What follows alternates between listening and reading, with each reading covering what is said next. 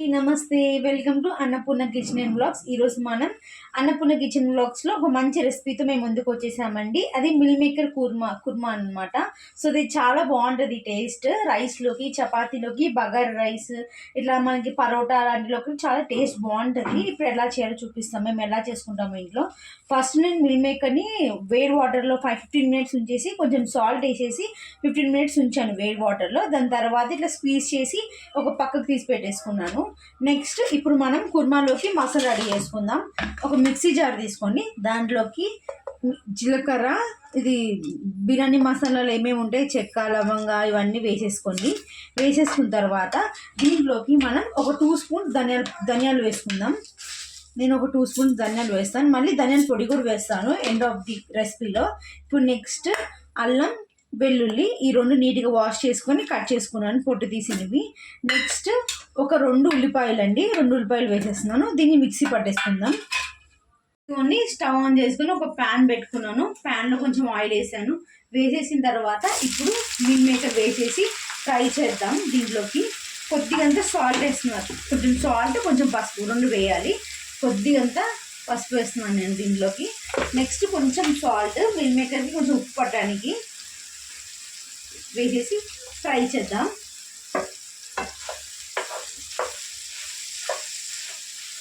ఇదిగోండి, ఒక 2 minutes fry చేసుకున్నాను. అంతే, ఎక్కువ ఫ్రై అవ్వద్దు, మళ్ళీ కుర్మాలోకి గట్టిగా అనిపిస్తుంది. సో దీన్ని ఇంకా ఆఫ్ చేస్తున్నాను నేను స్టవ్. దీన్ని తీసేసుకుందాం. ఇదిగోండి, అదే ప్యాన్లోకి మళ్ళీ కొంచెం ఒక 2 టేబుల్ స్పూన్స్ ఆయిల్ వేసాను నేను. ఆయిల్ హీట్ ఎక్కిన తర్వాత ఇప్పుడు మనం జీలకర్ర, 2 లవంగాలు, ఒక చెక్క ముక్క వేసేసాను. వేసేసి ఫ్రై చేస్తాను ఇప్పుడు దీన్ని. ఇవి కొంచెం చిరుపాలు ఆడిన తర్వాత ఇప్పుడు మనం దీంట్లోకి ఒక 3 పచ్చిమిర్చిని కట్ చేసుకొని వేసేస్తున్నాను. నెక్స్ట్ ఆనియన్స్ వేసుకున్న తర్వాత ఇప్పుడు కొంచెం కరివేపాకు వేసుకుందాం. ఎక్కువ వేసుకుందాం కరివేపాకు, బాగుంటుంది టేస్ట్. ఇదంతా ఫ్రై అవ్వనిద్దాం.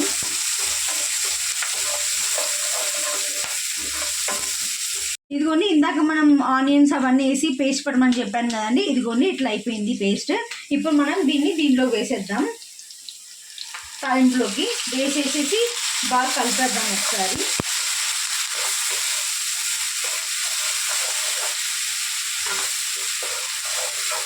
కలిపేసి దీంట్లో ఒక 1/2 స్పూన్ పసుపు వేసేద్దాం.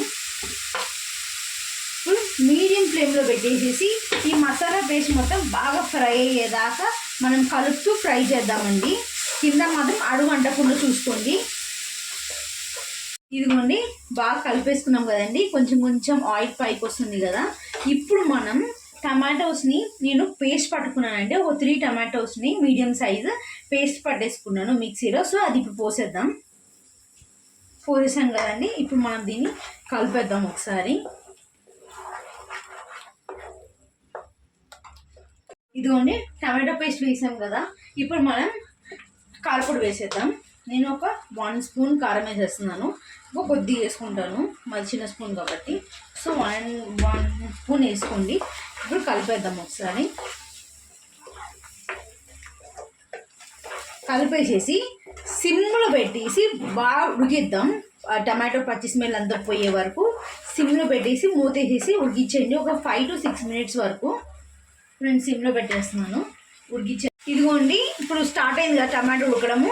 ఇప్పుడు మనం ఒక స్పూన్ నేను సాల్ట్ వేస్తున్నాను.